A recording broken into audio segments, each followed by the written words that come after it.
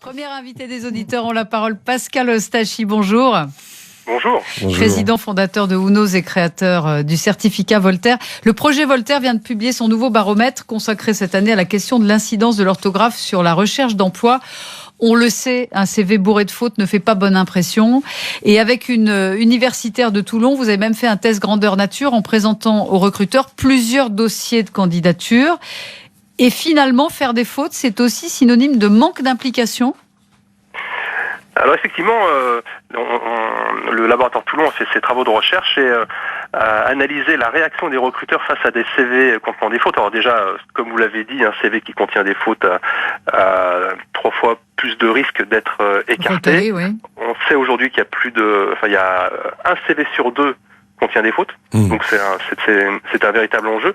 Et dans le jugement, ils ont mesuré, le laboratoire a mesuré que le jugement des recruteurs était très très sévère. Effectivement, ils émettaient des doutes sur les compétences de la personne. Ils émettaient des doutes sur sa motivation. Sur sa motivation, sur le sérieux, sur sa capacité à se conformer à des normes. Oui, c'est ça. C'est-à-dire qu'en fait, en lisant le CV, ils se disent, bon, non seulement il a un problème d'orthographe, mais en plus, il ou elle a un sérieux problème d'implication, finalement. Oui, c'est le jugement, effectivement, des recruteurs.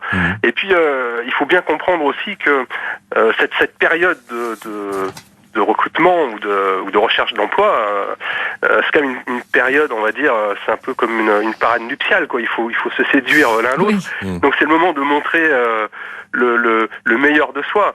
Et le recruteur, quand il voit que le meilleur que vous puissiez lui donner, c'est quelque chose qui est bourré de fautes, il se dit qu'est-ce que ça va être quand la personne nous donnera un peu moins. Donc effectivement, c'est un moment où il faut être il faut faire attention à ce qu'on écrit à ce moment-là. Et puis, je dirais, bien sûr, on a le droit de pas être très fort en orthographe, mais si on n'est pas fort, on peut quand même être malin, quoi, au moins se faire relire. Oui, bien sûr, demander à quelqu'un. On va donner la parole, Pascal Eustachi, à quelqu'un qui les reçoit, ces CV, justement. C'est Géraldine qui est en Haute-Marne. Bonjour. Bonjour. Bonjour Géraldine. Bienvenue. Alors, racontez-nous. Oui, alors moi je suis responsable d'équipe manager dans les assurances, donc je gère une équipe et je fais pas mal d'entretiens de recrutement, donc je reçois des CV. Donc c'est vrai que le CV et la lettre de motivation qui ont des fautes d'orthographe, c'est rédhibitoire. Enfin, pour moi, ça va à la poubelle. Direct. Classement vertical. Oui, tout à fait. Je suis entièrement d'accord avec votre invité. C'est pas simplement un problème orthographique, c'est également un problème d'implication, puisqu'on peut effectivement se faire relire. On a les correcteurs orthographiques. Alors, correcteur d'orthographe, je vous interromps un instant, Géraldine. Je voudrais juste un petit instant demander à Pascal Eustachi, il faut pas faire confiance au correcteur d'orthographe quand même. Alors, pas lui faire aveuglément confiance. Alors, il faut le brancher. Je recommande de le brancher. Il a très souvent raison, surtout sur un grand écran, je veux dire. Mais enfin, pour la grammaire.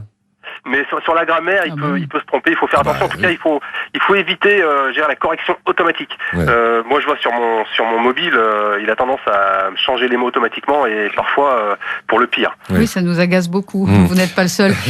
Géraldine, comment faites-vous quand vous recevez un candidat Depuis un an, j'ai une solution assez radicale. C'est que pendant l'entretien de recrutement, je fais faire une dictée.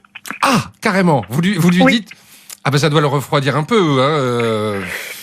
C'est-à-dire devant vous, c'est de plus en plus courant puisque ça n'étonne pas franchement les personnes qui sont en entretien. Et c'est vous qui lui dictez donc le texte qu'il doit écrire. Je prends l'exemple puisque nous sommes un service donc où nous intervenons par écrit avec des professionnels de santé, donc c'est quand même important de ne pas avoir de faute d'orthographe, même si les mails qu'on reçoit de ces mêmes professionnels de santé ont souvent beaucoup de fautes d'orthographe. Oui. Oui.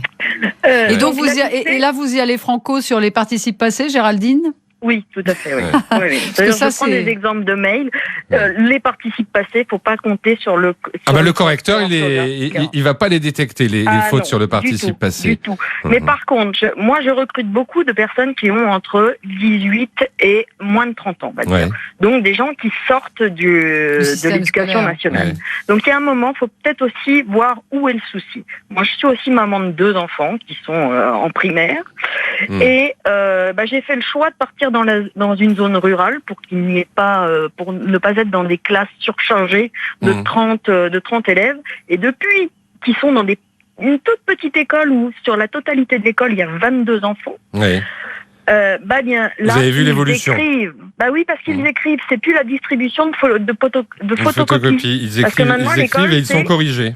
Voilà, tout à fait. Vous pouvez rester avec nous, évidemment, Géraldine. Une question pour Pascal Ostachi. Il n'y a pas que le CV. Après, si on passe l'épreuve du CV, j'ai envie de dire, il faut aussi faire attention à ce qu'on écrit et qui peut être lu par d'autres. Là, je pense évidemment aux réseaux sociaux.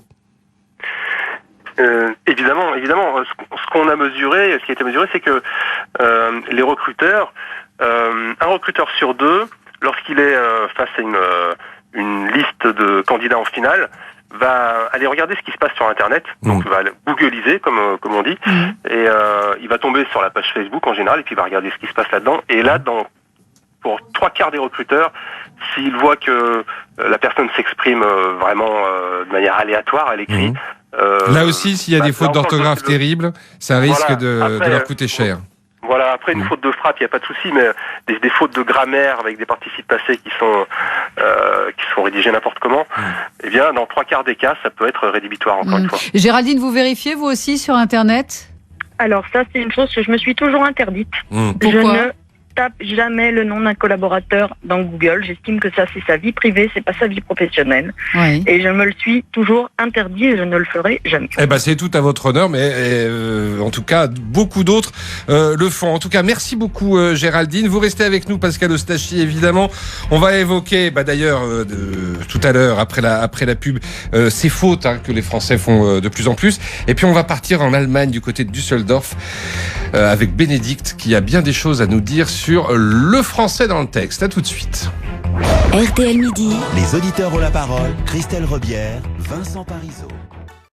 Le français dans le texte avec les CV. Évidemment, on en parle avec Pascal Ostachi, le créateur du certificat Voltaire, sur la base de cette étude qui montre que un CV, lorsqu'il y a des fautes dedans, il a 3 fois plus de chances d'être rejeté. Je vous disais qu'on va partir en Allemagne, retrouver Bénédicte, qui est enseignante ainsi qu'avocate. Bonjour Bénédicte. Bonjour Christelle, bonjour Vincent. Bonjour, bienvenue. Je suis très étonné par une chose que vous nous dites là sur la fiche que j'ai devant les yeux. Vous nous dites: les élèves allemands sont meilleurs en français que les élèves français. Eh oui, malheureusement c'est le cas. Que ce soit dans mes copies ou dans les CV que je reçois en tant qu'avocate, moins de fautes d'orthographe de la part des étudiants allemands que de la part des étudiants français. Que je dois parfois, et ça m'est arrivé une fois, de demander à mon mari de lire la copie à haute voix parce que je ne comprenais pas ce qui était marqué dedans en raison des fautes d'orthographe. Vous voulez dire c'était la limite de la phonétique, quoi. Ils ont acheté, ils, ont, ONTS, acheté à la fin, EERS. Mais c'est des élèves de quel niveau, ça, Bénédicte ? Deuxième année en droit. Non. Excusez-moi, j'ai du mal à vous croire, mais je vous crois. Non, mais évidemment, je vous crois, Bénédicte. C'est vrai. Et au niveau des CV, j'entendais Géraldine qui dit je mets à la poubelle. Moi, c'est dans mes bonjours où je mets à la poubelle. Et quand je m'énerve, je réponds à la personne en question. Relisez avant le Becherel et on pourra en discuter derrière en lui listant les fautes d'orthographe qui peuvent aller jusqu'à 25 ou 30. Et effectivement, là, on est évidemment dans un problème orthographique, mais on est aussi dans un problème dans le rapport à l'autre, dans le respect de la personne à laquelle je m'adresse. C'est exactement ça. Je prends ça pour de l'irrespect total. Bonjour, je m'appelle Alice, j'ai 20 ans, je veux faire un stage, vous voulez pas me prendre? Non. Je peux vous en citer des dizaines. Il n'y a même pas une formule de politesse, quoi. Je suis disponible de telle date à telle date. Voilà, appelez-moi. Ah oui. Pascal Ostachi, est-ce que vous aussi vous remarquez des fautes absolument énormes chez ceux qui viennent vous consulter pour obtenir la certification Voltaire? Oui, on voit des fautes assez énormes, notamment dans le certificat Voltaire. Il y a une petite dictée de 2 lignes et parfois sur cette dictée on voit des choses assez étonnantes. Par exemple, moi, ce que j'ai découvert récemment, c'est l'accord de l'infinitif, où on voit des phrases du type je vais les voir. VOIRS. Parce qu'il y a les devant. C'est ce que je viens de dire avec acheter. Oui, j'ai eu la même chose. Ouais, c'est ça. Ça, c'est des choses qu'on voyait pas il y a quelques années et qu'on voit maintenant.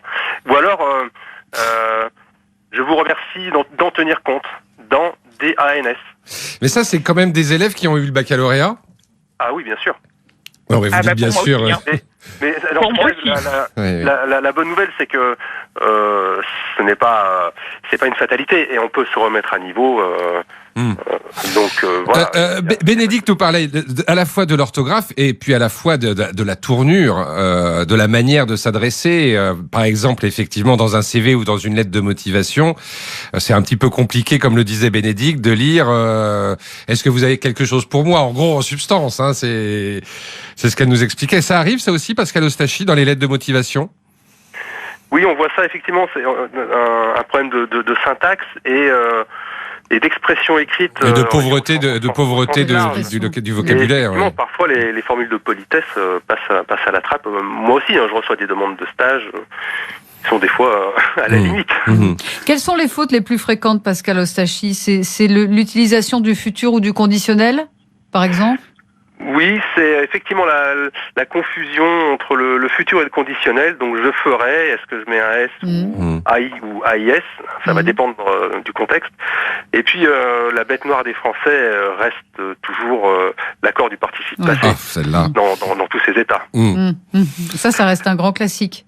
C'est un grand classique. Des Français en général ou des jeunes Français en particulier, Pascal Ostachi? Alors, des Français en général, mais plus on est jeune et plus le problème s'accentue. Les Allemands n'ont pas ce problème avec la langue allemande, Bénédicte? Je trouve un peu moins, mais je corrige pas les versions allemandes, mais quand j'ai des étudiants allemands qui font moins de fautes que mes étudiants français, ça me fait mal au cœur. Ah oui, ça, on peut comprendre. Merci en tout cas de votre témoignage. Bonne journée à Düsseldorf et merci aussi à Pascal Ostachi. Merci Pascal Ostachi. Je voudrais juste conclure. C'est vrai que les femmes sont quand même meilleures en orthographe que les hommes. Ça y est, ça la reprend. Bien sûr, les femmes sont meilleures dans tellement de domaines. Regardez, l'OL, elles ont gagné la oui.